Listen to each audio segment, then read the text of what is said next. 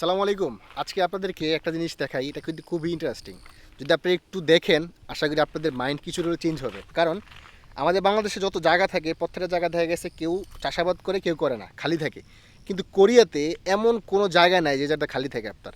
আমি যদি আপনার দেখাই, আমি এখন বর্তমানে এমন একটা জায়গাতে আছি, এটা হচ্ছে একদম রুরু একটা এলাকা, যেখানে কোনো মানুষ সংখ্যা থাকে না, কিন্তু কোনো জায়গা কিন্তু খালি নেই। সরকার হোক কিংবা মানুষ হোক, সবাই এটাকে আবাদ করে। আমি তো আবার বাম পাশে একটু দেখাই আপনাদেরকে।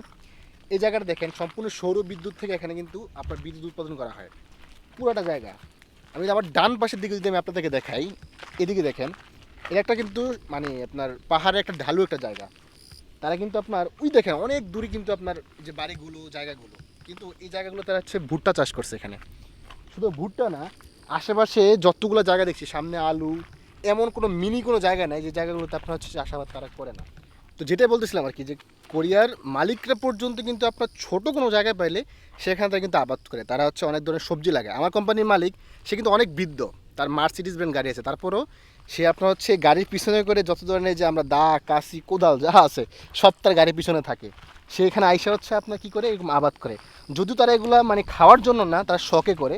তবে মেন বিষয় হচ্ছে আমাদের যে মেন্টালিটিগুলো, আমরা যদি আমাদের মেন্টালিটি চেঞ্জ করি, যে আমরা অনেক পড়াশোনা করি, আমাদের অনেক শিক্ষা, আমরা কেন চাষাবাদ করবো, আসলে এই জিনিসটা কিন্তু ঠিক না।